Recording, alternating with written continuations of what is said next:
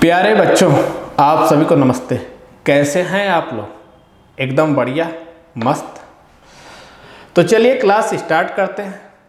हम लोग पिछली क्लास में क्वेश्चन नंबर 50 तक डिस्कस किए थे, तो चलिए उसके आगे कंटिन्यू करते हैं। अब आपके सामने क्वेश्चन नंबर 51 है। एक कार का मूल्य हर साल 20% की दर से घटता है। 20% की दर से घटता है। 2 साल बाद कार की कीमत 4,80,000 रुपये होगी। तो कार की मूल कीमत क्या है? हमसे कार की ओरिजिनल प्राइस पूछ रखा है। अब मेरी बात बहुत ध्यान से समझना। अगर इस क्वेश्चन को हम बेसिक तरीके से करें तो बेसिक तरीका यही है कि P ब्रैकेट में 1 - R/100 पूरे की power T equal to depreciation के बाद जो वैल्यू आएगी तो वह क्या? 4,80,000। ठीक, 4,80,000। अब यहां पे हम R की वैल्यू पुट कर देंगे, T की वैल्यू पुट कर देंगे तो हमें P की वैल्यू मिल जाएगी। अब देखो कैसे। अब यहां पे P1 R की वैल्यू कितनी दे रखी? 20%। तो 20/100 टाइम कितना? 2 साल इक्वल टू 4,80,000। 4,80,000। अब 20 से इसको कैंसिल करेंगे 5 बार में, तो यहाँ आ जाएगा P 5 × 5 और 5 में से 1 माइनस करेंगे 4, तो ये हो जाएगा 4/5 पूरे की पावर 2 इक्वल टू 4,80,000। अब इसे अगर हम सिंपलीफाई करेंगे तो P × 4/5 × 4/5 इक्वल टू 4,80,000। ठीक। अब यहाँ 4 चौके 16 से एक 3 बार में कैंसिल हो, तो यहाँ से वैल्यू कितनी आ जाएगी? 30,000। अब P की वैल्यू अगर हम निकालेंगे तो यहाँ 5 में 5 का मल्टीप्लाई 25 में 30,000 का मल्टीप्लाई करेंगे तो आएगा 7,50,000 रुपये। 7,50,000 मतलब उस कार की ओरिजिनल प्राइस कितनी थी? 7,50,000। कार की ओरिजिनल प्राइस कितनी थी? 7,50,000। बातें क्लियर है? बट हमें एग्जाम में इस बेसिक तरीके से करके अपना समय नहीं खराब करना, अपना टाइम खराब नहीं करना है। अब एग्जाम में कैसे करेंगे तो अब समझना मेरी बात ध्यान से। मैं आपसे पूछूं कि 20% की फ्रैक्शन वैल्यू क्या होगी, तो आप कहोगे 1/5। क्या होगी? 1/5। अब जो वैल्यू डिनोमिनेटर में होती है वह बेस वैल्यू होती है। ये जरूरत पड़ने पे न्यूमरेटर को हम ऐड भी करते हैं और सब्ट्रैक्ट भी करते हैं। ये चेंज वैल्यू होती है। हमें जो जरूरत होती है, ऐड करना होता है तो ऐड कर लेते हैं, सब्ट्रैक्ट करना होता है तो सब्ट्रैक्ट कर लेते हैं। अब यहाँ पे देख रहा हम करें, ये इनिशियल वैल्यू है, ये फाइनल वैल्यू। ठीक। अब कार की इनिशियल वैल्यू कितनी थी? तो आप कहोगे कि 5 थी। इनिशियल वैल्यू कितनी थी? 5। अब 1 साल बाद जब उसकी वैल्यू 20% कम हुई तो कितनी हो गई? तो आप कहोगे 4 हो गई। ठीक। ये बात पहले साल की है। फिर ऐसे ही दूसरे साल की अगर मैं बात करें, अगर दूसरे साल की मैं बात करूं तो दूसरे साल भी ऐसा हुआ होगा कि मतलब 5 की वैल्यू कितनी हो गई होगी? 4 हो गई होगी। ठीक। अब 2 साल बाद तो ये देखो इनिशियल वैल्यू 25 आ जाएगी और फाइनल वैल्यू कितनी है? 16। मतलब 2 साल बाद उस कार की वैल्यू 16 यूनिट हो जाएगी। इसी 16 यूनिट की वैल्यू आपको 4,80,000 दे रखा है। इसी 16 यूनिट की वैल्यू कितनी दे रखा है? 4,80,000। अब देखो इस 16 से इसे कैंसिल करेंगे तो आएगा 30,000। 1 यूनिट की वैल्यू कितनी आ गई? 30,000। तो हमें कितनी चाहिए? 25 की चाहिए। तो इसमें अगर हम 25 से मल्टीप्लाई कर देंगे तो हमें मिल कितना जाएगा? तो हमें मिलेगा 7,50,000 रुपये। 7,50,000। तो ऑप्शन कौन सा? सी। बातें क्लियर है? कोई डाउट? आगे चलते हैं। अगला क्वेश्चन देखो। कर एक डेस्कटॉप कंप्यूटर का मूल्य हर साल 20% की दर से घटता है। इसे 3 साल पहले खरीदा गया था। यदि इसका वर्तमान मूल्य 12,288 रुपये है तो 3 वर्ष पहले इसका खरीद मूल्य क्या था। क्वेश्चन सेम, परसेंट रेट भी सेम, बस इसमें वहाँ 2 साल की बात थी, यहाँ 3 साल की बात हो गई है।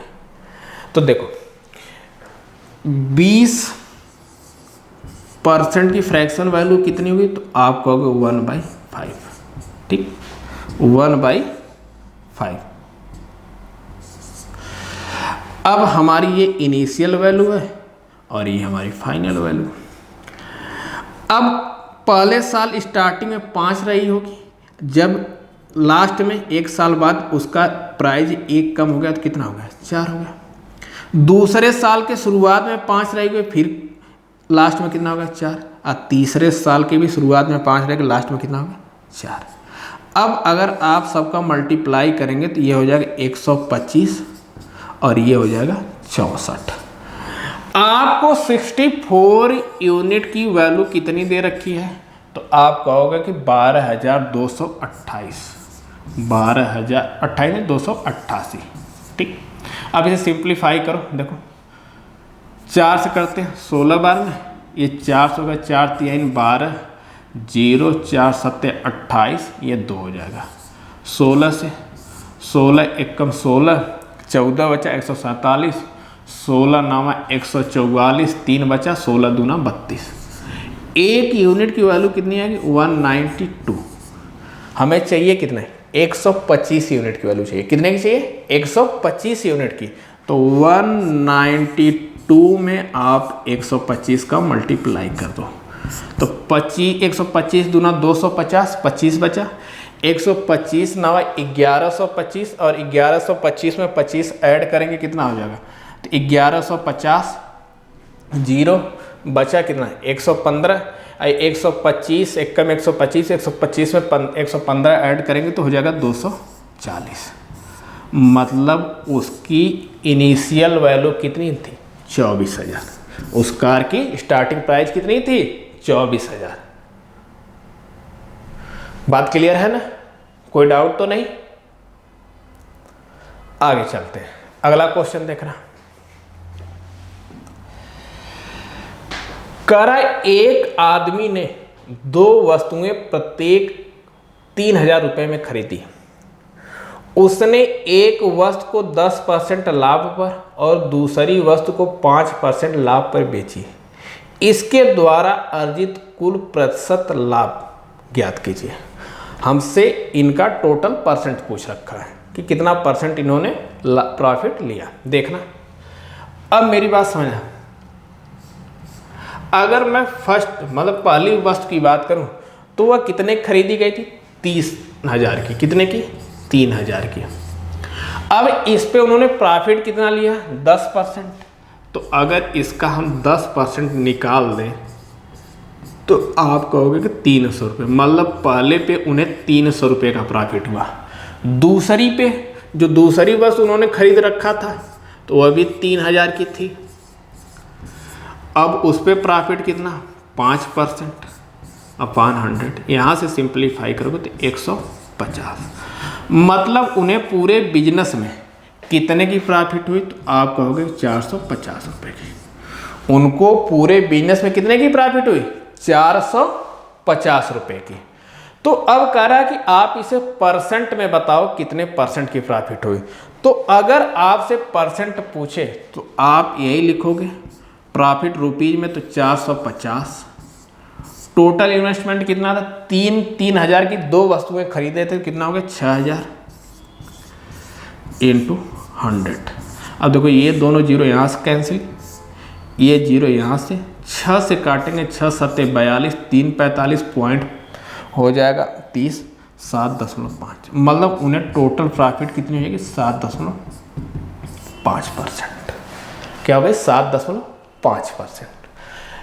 क्लियर है, ये बात तो थी बेसिक। लेकिन ऐसे क्वेश्चन को एग्जाम में हमें पेन भी नहीं उठाना और सॉल्व कर देना है। कैसे, जब किसी भी वस्तु की अगर कास्ट प्राइस सेम हो और परसेंट अलग अलग हो तो आप कुछ मत किया करिए, उनका एवरेज निकाल दिया करिए कि कितने कितने परसेंट में बेची गई हैं। अगर 2 वस्तु हैं तो दोनों का परसेंट सम करके 2 से डिवाइड कर दो, 3 वस्तुएं तीनों का परसेंट सम करके 3 से डिवाइड करो, 4 वस्तुएं चारों का परसेंट सम करके 4 से डिवाइड करो। यहाँ पे देखना कितने वस्तु हैं, तो आप कहोगे 2 हैं। कितनी है? 2 हैं। अगर 2 हैं तो पहली कितने बिकी? 10% पे। पहली कितने में बिकी? 10% पे, दूसरी 5%। तो टोटल प्रॉफिट कितना? 15%। लेकिन इसे तो डिवाइड करना 2 में ना, तो 15 का अगर आप 2 से डिवाइड कर देंगे, 15 कितना? 7.5%। तो उन्हें टोटल प्रॉफिट कितनी हो गई? 7.5%। ऑप्शन कौन सा? सी। इतना कुछ करने की कोई ज़रूरत ही नहीं है, इतना कुछ करने की कोई ज़रूरत नहीं। सीधे आप देखो दोनों का सम कितना? 15। अब 15 को 2 से डिवाइड कर कितना आएगा? 7.5% आ जाएगा। बातें क्लियर है? कोई डाउट? आगे चलते हैं। अगला क्वेश्चन देखो।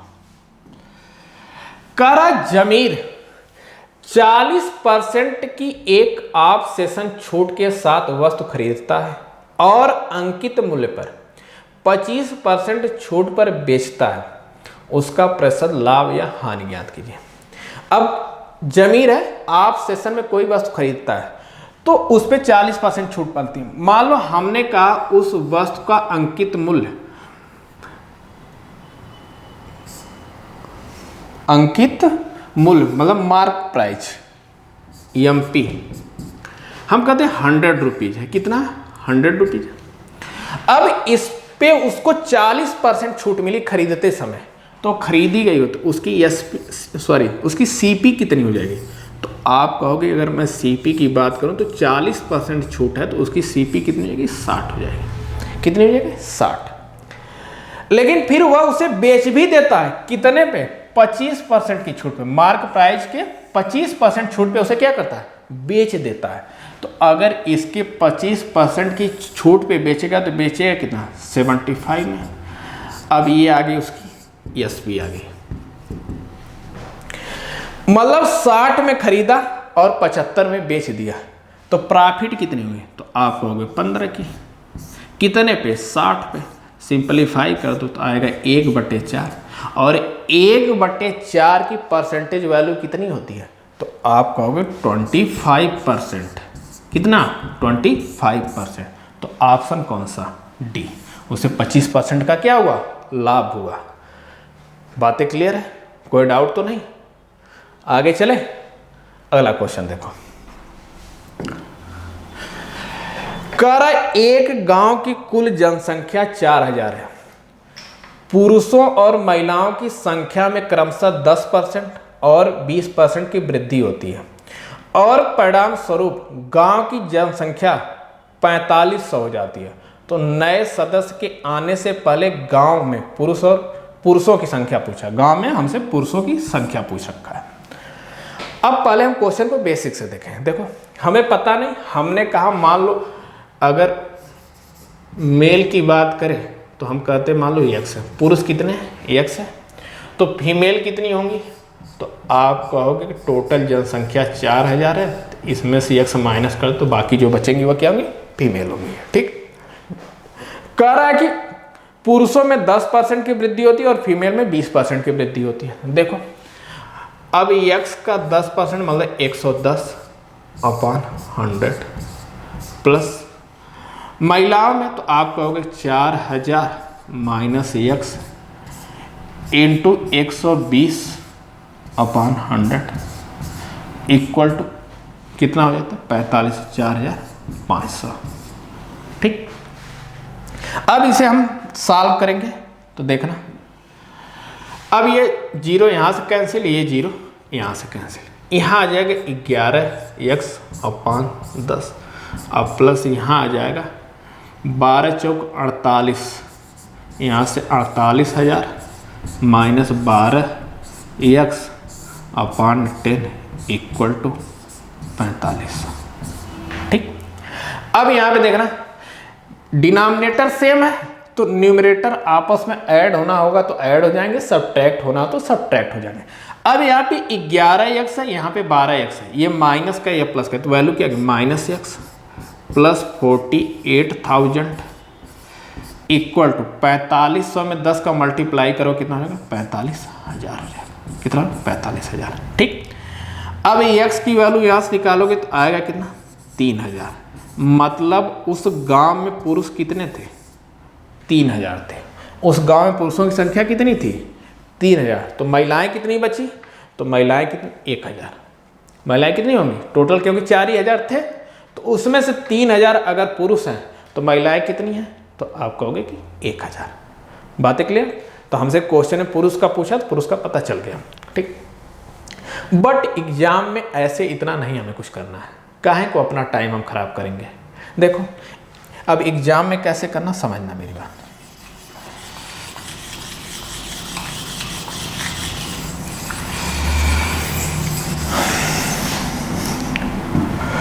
अब देखो टोटल संख्या कितनी बढ़ी है, पहले 4,000 थी अब 4,500 थी। इनका परसेंट आप निकाल लो, बढ़ी कितनी 500 कितने में 4,000 में इंटू 100। अब देखो ये दोनों जीरो यहाँ से कैंसिल, ये जीरो यहाँ से कैंसिल करोगे तो आएगा 12.5। कितना आएगा 12.5। मतलब टोटल ग्रोथ जो हुई है 12.5 की। इनका हम रेशियो निकाल लेते हैं। इनका क्या निकाल लेते हैं रेशियो। तो देखो ये मेल है और ये फीमेल है। मेल में कितने परसेंट की ग्रोथ हुई थी, तो आप कहोगे 10% की। फीमेल में कितनी हुई, तो आप कहोगे 20%।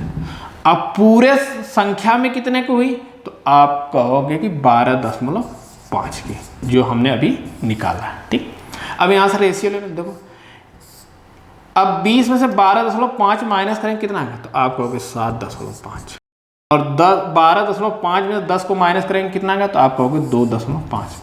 अगर इन दोनों का रेशियो देखें तो इनका आएगा 3:1। 3:1। अगर गांव में टोटल संख्या 4 है तो उसमें से 3 पुरुष हैं 1 महिला है। ठीक, अब इसी रेशियो में हमें 4,000 को डिवाइड करना है। 4,000 को किस में डिवाइड करना है 3:1 में। तो अगर 4,000 टोटल जनसंख्या है तो अगर हम इसे 4 से डिवाइड करें तो वैल्यू कितनी आएगी 1,000। और 1,000 में 3 का मल्टीप्लाई करेंगे तो यहाँ 3,000 आ जाएगा और यहाँ 1,000 आ जाएगा। अगर समझना चाहते हो, अगर ये बातें नहीं क्लियर तो देखो ध्यान से, ये रेशियो हमें पता चल गया। तो अब टोटल जनसंख्या कितनी है 4x बराबर कितनी होगी 4,000। तो x की वैल्यू कितनी आ जाएगी, तो आप कहोगे 1,000। तो 3 की कितनी होगी 3,000। 1 की वैल्यू कितनी होगी, तो आप कहोगे 1,000। ठीक, तो हमसे किसका पूछा है पुरुष की। पुरुष का रेशियो कितना 3, तो वैल्यू कितनी है 3,000। अगर महिला का पूछता तो महिला का रेशियो कितना 1, तो वैल्यू कितनी आती 1,000। बातें क्लियर। तो एग्जाम में आपको रेशियो से करना है। एग्जाम में आपको रेशियो से करना है ताकि आपका टाइम बच सके और ज्यादा क्वेश्चन अटेम्प्ट हो सके। बातें क्लियर है। आगे चलते हैं, अगला क्वेश्चन देखो। कह रहा है कि एक कस्बे की जनसंख्या 10,000 है। यदि पुरुषों की संख्या में 5% की वृद्धि और महिला की संख्या में 10% की वृद्धि बढ़ जाए तो जनसंख्या 10,800 हो जाती है। शहर की वर्तमान जनसंख्या में महिलाएं कितनी हैं, वर्तमान में पूछा है। देखो अब मेरी बात समझना। सबसे पहले हम देखेंगे टोटल ग्रोथ परसेंट में कितनी हुई। पहले जनसंख्या कितनी थी, तो आप कहोगे 10,000। अब कितनी हुई 10,800। तो टोटल कितनी बढ़ी 800। कितने में 10,000 में इंटू 100%। यहाँ से कैंसिल, मतलब टोटल ग्रोथ कितनी है 8% की। टोटल ग्रोथ कितनी है 8% की। अब यहाँ पे देखो, यहाँ पे हमने लिख दिया मेल है और फीमेल है। मेल में ग्रोथ कितने की है, तो आप कहोगे 5% की। फीमेल में ग्रोथ कितने की 10% की। टोटल ग्रोथ कितनी है 8% की। अब यहाँ से रेशियो निकालो, देखो यहाँ से माइनस करो, यहाँ 2 आ जाएगा, यहाँ आ जाएगा 3। मतलब जो जनसंख्या है वह 2 और 3 के अनुपात में, 2:3 के रेशियो में है। अब टोटल संख्या कितनी है? 10,000। तो इनका सम करेंगे 5x = 10,000। तो x की वैल्यू कितनी आएगी? तो आप कहोगे 2000। अब मैं पूछूं कि 2 की वैल्यू कितनी होगी? तो आप कहोगे 4000। मैं पूछूं 3 की वैल्यू कितनी होगी? तो आप कहोगे 6000। तो गांव में पुरुष कितने थे? 4000। महिलाएं कितनी है? 6000। अब आपसे पूछा किसकी संख्या है? महिलाओं की। महिलाएं कितनी है? 6000। तो ऑप्शन कौन सा? सी। ऑप्शन कौन सा? सी। बातें क्लियर है? कोई डाउट? आगे चले? चलो आगे देखते हैं। कह रहा कि अतुलित के पास 100 सेब है, वह 10 सेब अर्णव को, नहीं 10% सेब अर्णव को, 15% सेब केशव को और 2/5 सेब रिंकू को देता है। वितरण के बाद अतुलित के पास कितने सेब बचे? देखो ध्यान से, मैं आपसे पूछूं कि 2/5 की परसेंट वैल्यू कितनी होगी, तो आप कहोगे कि 1/5 की परसेंट वैल्यू 20 होती है, तो 2/5 की परसेंट वैल्यू कितनी हो जाएगी? 40%। ठीक, तो इसके जगह पे हम 40% लिख सकते हैं। तो 100 सेब थे, उसमें से 10% वह अर्णव को दे दिया, 15% केशव को दे दिया, 40% रिंकू को दे दिया। तो बांटा कितना? 40, 15, 55 और 10, 65। मतलब 65% उसने सेब बांट दिया। तो बचा उसके पास कितना? 35%। कोई भी चीज अपने आप में क्या होती है? 100% होती है। अगर 100% में से 65% उसने बांट दिया तो उसके पास बचे कितने? तो आप कहोगे 35%। तो 100 का आप 35% निकाल लो तो कितना आ जाएगा? 35 ही, क्योंकि कोई भी चीज 100 में जितनी होती है उतने क्या होती है? परसेंट होती है। 100 में कोई चीज जितनी होती है वही क्या होती है? परसेंट होती है। तो 100 में 35% उसके पास बचा, तो 35% की वैल्यू कितनी आ जाएगी? 35। ऑप्शन कौन सा? सी। बातें क्लियर है?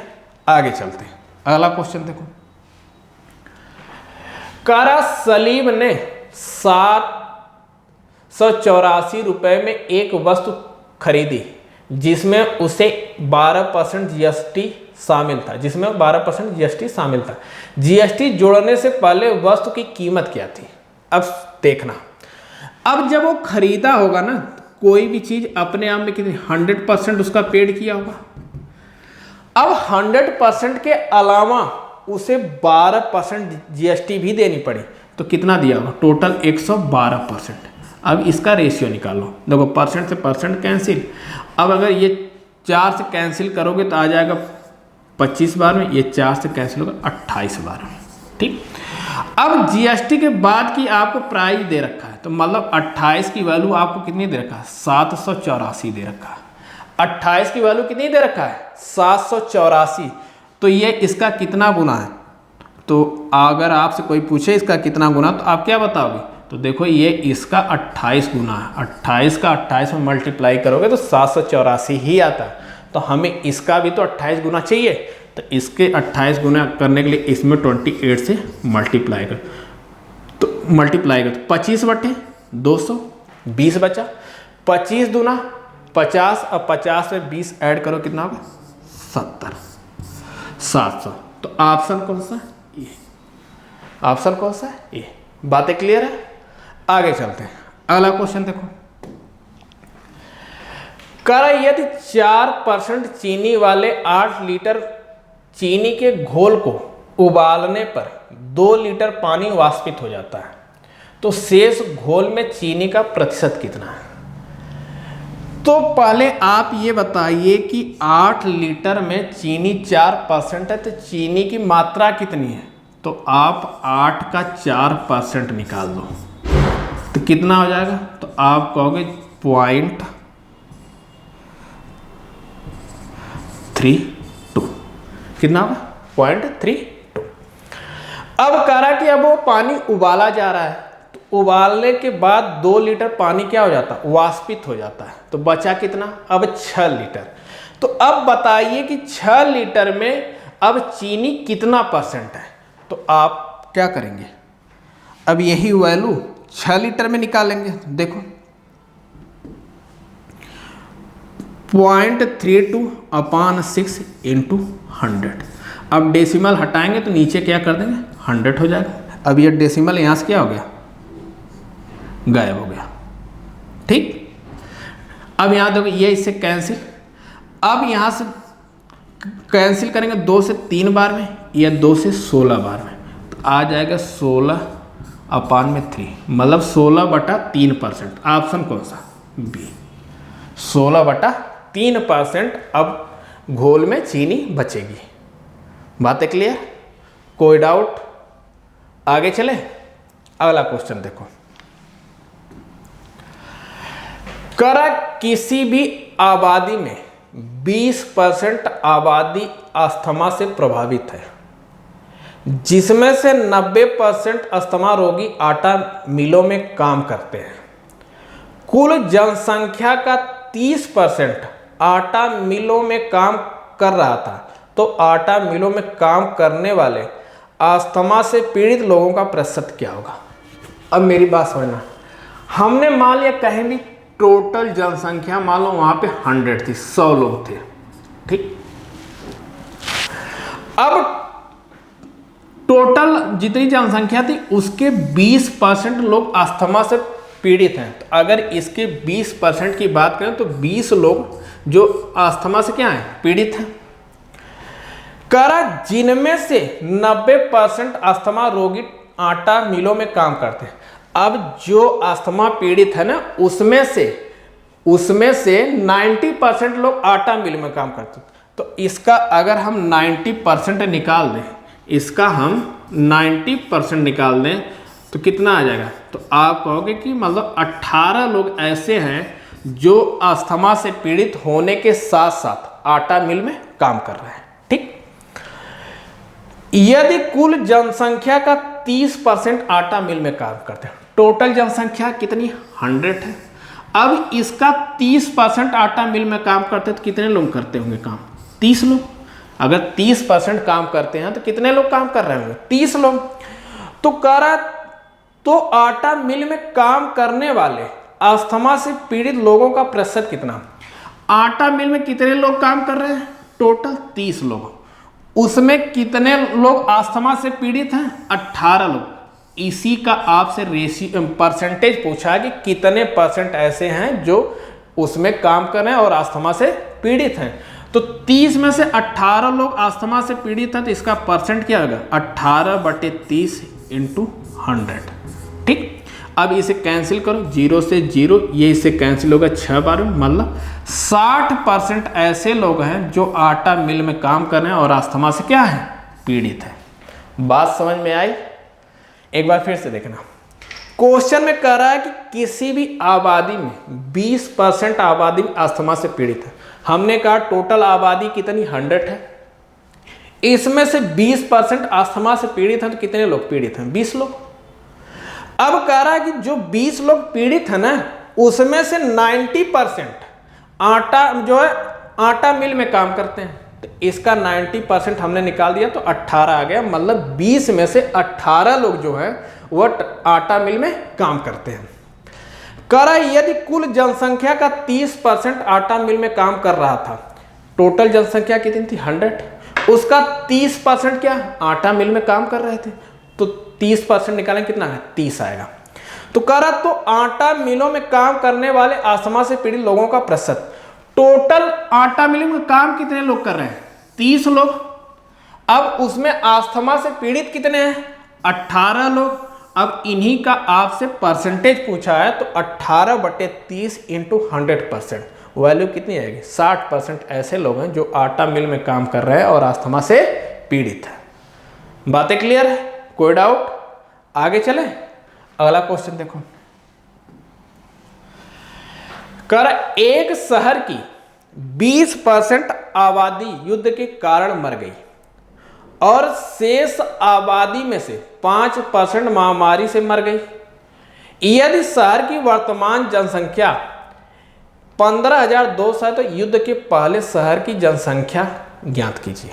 चलो, हमसे पूछ रहा है कि युद्ध से पहले जो शहर की जनसंख्या कितनी थी। अब मैं आपसे पूछूं कि 20% की फ्रैक्शन वैल्यू कितनी होगी, तो आप कहोगे 1/5। मतलब शुरुआत में जनसंख्या कितनी थी युद्ध से पहले? 5 थी। उसमें से 1 लोग युद्ध में मर गए तो कितनी बची? 4। मतलब युद्ध के बाद अब कितने लोग बचे? 4 बचे। ठीक। अब कह रहा शेष आबादी, अब बची 4, शेष आबादी में से 5%, मैं आपसे कहूं 5% की फ्रैक्शन वैल्यू कितनी होगी, तो आप कहोगे 1/20। महामारी से मर गए तो मतलब 20 लोग थे, अब उसमें से 1 लोग मर गए, 19। तो कह रहा है कि अब वर्तमान में जनसंख्या 15,200 बची है। इनका आपस में मल्टीप्लाई कर दो, पता चल जाएगी वर्तमान में जनसंख्या कितनी है। कैंसिल जो हो रहा है कैंसिल भी कर देखो, 4 से इसे कैंसिल कर दें कितनी बार में, तो आप कहोगे कि 5 बार। तो 5वां 25 और 19। मतलब युद्ध से पहले जनसंख्या कितनी थी? 25 थी। वर्तमान में कितनी बची? 19। अब इसी 19 की वैल्यू आपको कितनी दे रखी है? 15,200। इसी 19 की वैल्यू कितनी दे रखी है? 15,200। तो इसे सिंप्लीफाई कर 19/152 मतलब 800। एक की वैल्यू कितनी आ गई? 800। तो आपसे युद्ध के पहले का पूछा है ना, तो युद्ध के पहले कितने थे? 25। तो 800 में आप 25 का मल्टीप्लाई कर देंगे तो पता चल जाएगा कि युद्ध से पहले कितनी जनसंख्या थी। तो 25/200 और ये दोनों 0, मतलब टोटल कितने लोग थे? 20,000। युद्ध से पहले कितने लोग थे? 20,000। बातें क्लियर है? आगे चले, अगला क्वेश्चन देखो।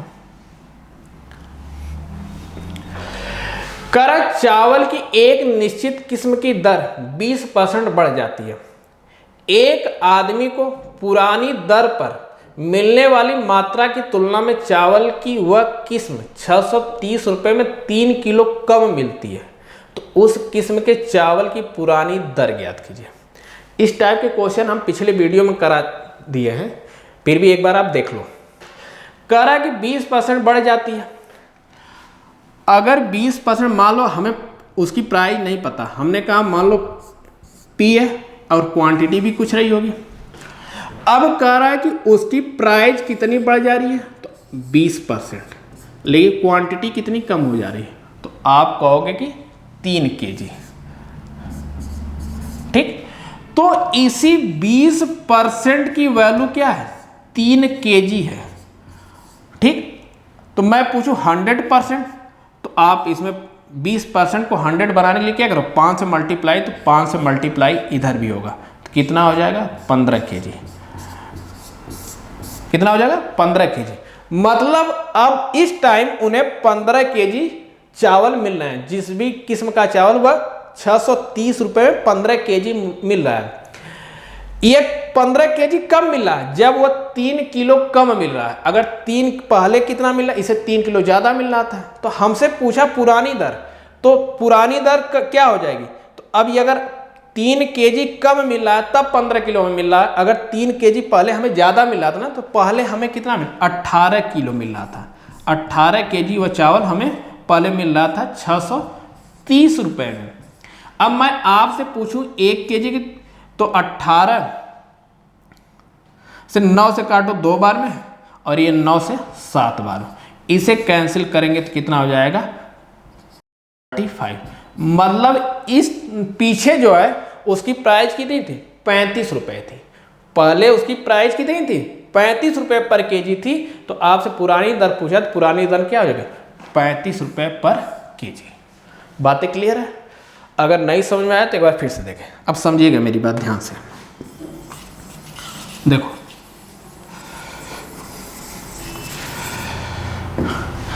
कह रहा है कि चावल की कीमत 20% बढ़ जाती है।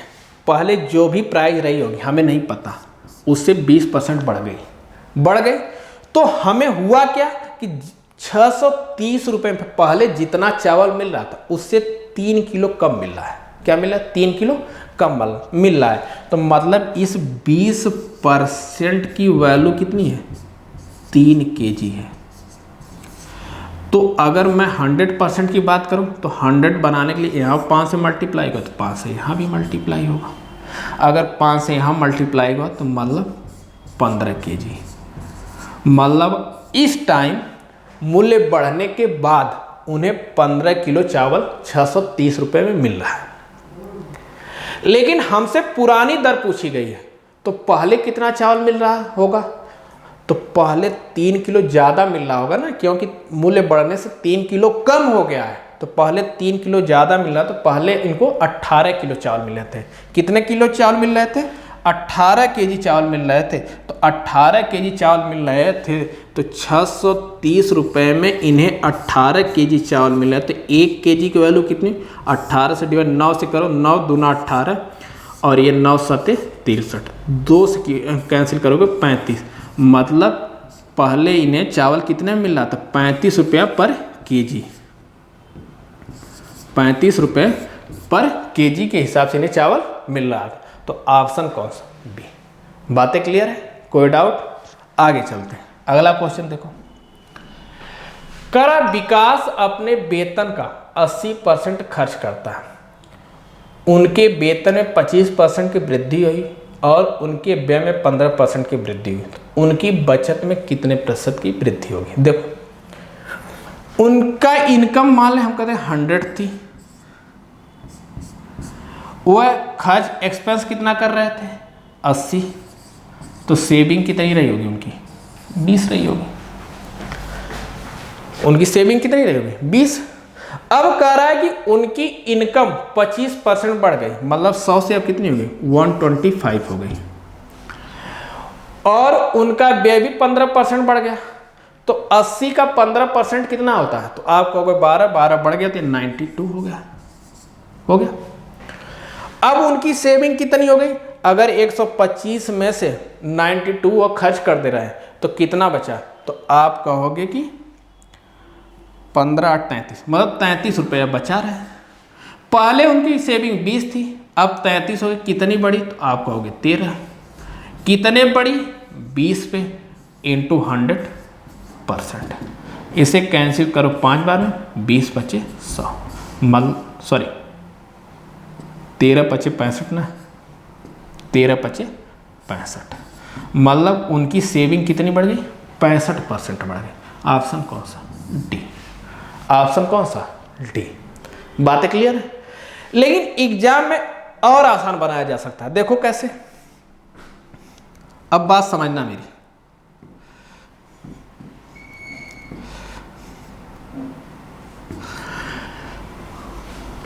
पहले उनका इनकम कितनी थी? 100 थी, बढ़ी कितनी? 25।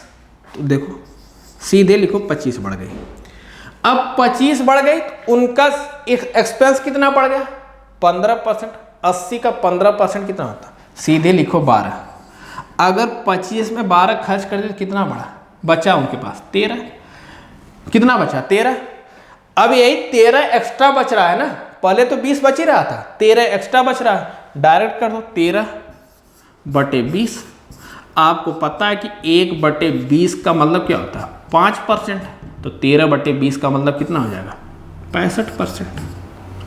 13/20 का कितना हो जाएगा? 65%।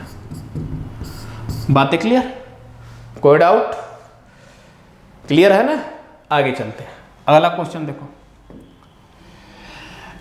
हीना ने अपने वेतन का 15% एक धर्मार्थ ट्रस्ट को दान करने का फैसला लिया। दान के दिन उसने अपना मन बदल लिया और 4500 रुपये का दान दिया, जो कि पहले तय किए गए का 125%। तो हीना का वेतन कितना था? देखो, हमें पता नहीं उसका वेतन कितना था, हमने मान लिया उसका वेतन 100 रुपये था। अब कह रहा कि वह अपने वेतन का 15% धर्मार्थ ट्रस्ट को देना चाहती थी, तो इसका 15% वो देना चाहती थी। ठीक। चलो, लेकिन हुआ क्या कि जिस दिन उसे दान देना था उसका मन बदल गया, उसने 4500 रुपये दान किए। तो जो 4500 रुपये है ना, वह जो पहले सोची थी कि दान करना, उसका 125% है। तो इसका 125% निकाल दो, इक्वल टू कितना, 4500। सिंपलीफाई करो, 25 से 5 बार में, ये 25 से 4 बार में, ठीक। अब ये 5 से कितनी बार में, तो आपको होगा कि 20 बार में। अब 5 से 4 बार में, नहीं 3 बार, सॉरी, ये 5 से 4 बार में, 3 से इसे कैंसिल करो तो 15 बार में। अब x की वैल्यू कितनी आ गई, 1500 और 4 चौके 16, मल्टीप्लाई करोगे तो आ जाएगा 24,000। कितना आ जाएगा, 24,000। तो मतलब उसका वेतन कितना था, 24,000 था। उसका वेतन कितना था, 24,000 था। बातें क्लियर है, कोई डाउट, बात समझ में आ रही है ना। अब इतना कैलकुलेशन हमें करना ही नहीं है, इतना कैलकुलेशन हमें एग्जाम में नहीं करना। एग्जाम में कैसे करना है देखना, 15% की फ्रैक्शन वैल्यू कितनी होगी, तो आप कहोगे 3/20। 15% की फ्रैक्शन वैल्यू कितनी होगी, तो आप कहोगे 3/20, ठीक। अब मैं आपसे पूछूं 125 की फ्रैक्शन वैल्यू कितनी होगी, तो आप कहोगे 5/4, यही होगी। तो उसके पास 20 रुपए पहले थे, उसमें से वह 3 रुपए दान करने के लिए सोच रही थी, ठीक। लेकिन उसका मन बदला, उसने 4500 रुपये दान किए, जो कि पहले जो दान करने की सोच रही थी उसका 125% था। तो 125% का मतलब होता क्या, 5/4। तो अब क्या हो गया, 4 से ये बातें 5 पे हो गई, ठीक। अब इसे आपस में मल्टीप्लाई कर दो, जो कट रहा है काट दो, इससे कैंसिल करोगे तो ये हो जाएगा 4 बार में, ठीक। यहाँ आएगा 16:3, मतलब उसका वेतन 16 यूनिट है, उसने 3 यूनिट डोनेट कर दिया। इसी 3 यूनिट की वैल्यू आपको दे रखा 4500। कितना दे रखा, 4500। 3 से कैंसिल करोगे तो ये 15 बार में, कितनी बार में, 15 बार में। तो 15, तो यार डबल 1500, तो 1 यूनिट की वैल्यू 1500, 16 यूनिट की वैल्यू कितनी होगी, तो आप 16 से इसमें मल्टीप्लाई कर दो, तो कितना लगे, 24,000। यहां से भी आ जाएगा। तो चाहे आपको ऐसे करना ऐसे कर लो, ऐसे करना ऐसे कर लो, दोनों तरीके हैं आपके पास, लेकिन हमें करना होगा, हम तो यहीं से करेंगे। बातें क्लियर है ना, कोई डाउट तो नहीं। आगे चलते हैं, अगला क्वेश्चन देखो। करामार्क अपने वेतन का 14% नेत्रहीन के लिए एक संगठन को, 16% अनाथों के लिए एक संगठन को, 12% शारीरिक रूप से विकलांगों के लिए एक संगठन को, और अपने वेतन का 13% एक चिकित्सा शिविर स्थापित करने में मदद के लिए दान करता है। वह शेष रुपए जमा कर देता है मासिक खर्च के लिए बैंक में। अब वो रुपये कितना है, 24,570। वह विकलांगों के लिए बनी संस्था में कितनी रकम दान करता है, तो विकलांगों में कितना दे रहा है, तो आप कहोगे कि विकलांगों में वो 12%, कितने देना है, 12% देना है। तो इसी 12% की हमसे वैल्यू पूछा है। तो देखो सबसे पहले वो डोनेट कितना कर रहे हैं, टोटल 14, यहाँ 16 30, और 30 12 42, अब 42 13, 55% वो टोटल डोनेट कर दे रहा है। तो उसके पास बचे कितना, 45%। उसके पास क्या बचे, 45%। अगर उसके पास 45, तो हमें पता नहीं, हम मान लेते एक्स है, एक्स का 45%, एक्स का 45% उसके पास बचे। अब उसकी वैल्यू कितनी है, 24,570, ठीक। अब इसे सिंपलीफाई करो, देखो ये 9 बार में, 5 से ये 20 बार में। अब 9 से कैंसिल होगा, 9 दूना 18, और कितना बचा, 6 65, 9 7 63, 2 बचा, 27 और 9 3 27। AX की वैल्यू कितनी आ जाएगी? तो 2730 इंटू 20, मतलब उसकी टोटल पूंजी इतनी थी। अब इसमें से 12% शारीरिक रूप से विकलांग के लिए डोनेट कर रहा है, इन्हीं की हमसे वैल्यू पूछा, तो आप इनका 12% निकाल दो। अब इनका 12% निकालने के लिए 12 से मल्टीप्लाई करो और परसेंट 100% की साइन निकाल लगा, सॉरी 12 से मल्टीप्लाई कर दो और 100 से डिवाइड कर, 0 से यहाँ ये दोनों कैंसिल।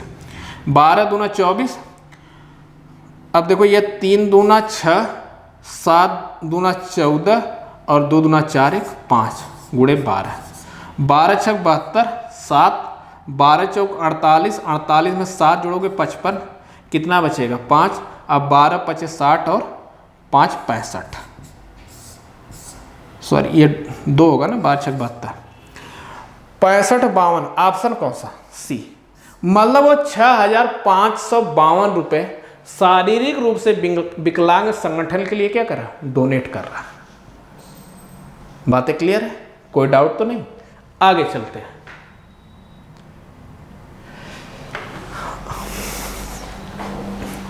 आज के लिए ये इतना ही। ये वीडियो आपको कैसी लगी कमेंट सेक्शन में ज़रूर बताइएगा। मिलते हैं आपसे नेक्स्ट वीडियो में, तब तक के लिए धन्यवाद, नमस्कार।